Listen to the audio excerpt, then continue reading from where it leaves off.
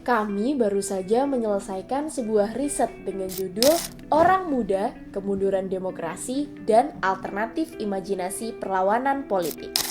Dalam buku tersebut ada 3 teori yang menunjukkan kemunduran demokrasi secara global, yaitu backsliding demokrasi, illiberal demokrasi, dan illiberal turn. Di Indonesia sendiri ada beberapa indikator yang menunjukkan penurunan demokrasi. Yang pertama yaitu pengurangan kebebasan berekspresi. Kemarin baru saja terjadi pemberedelan pameran. Belum lama juga ada pelarangan diskusi, terselenggaranya Festival Keadilan dan Suara Tiga Zaman. Yang kedua adalah manipulasi dalam pemilihan umum.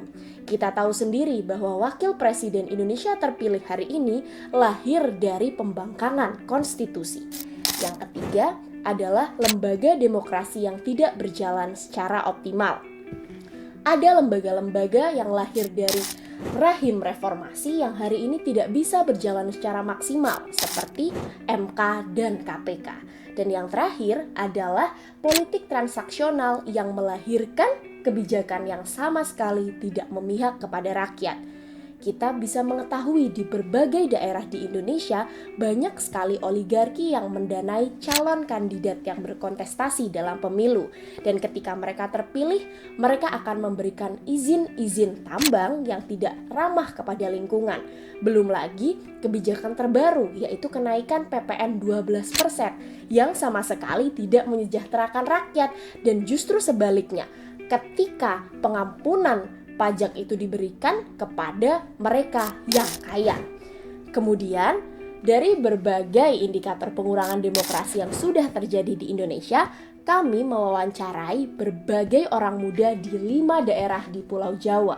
Dan kami menemukan hasil ada 2 respon yang orang muda tersebut berikan. Yang pertama adalah mereka yang pasrah. Orang-orang muda ini sama sekali merasa hilang harapan dan kemudian tidak punya apapun alternatif ide yang diberikan. Dan yang kedua adalah orang muda yang masih punya keinginan untuk melawan.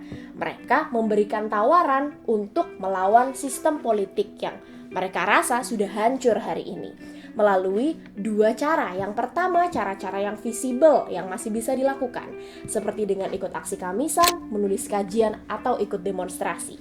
Dan yang kedua adalah mungkin bisa dibilang cara yang ekstrim, seperti melakukan pembangkangan sipil atau mengganti sistem politik yang ada.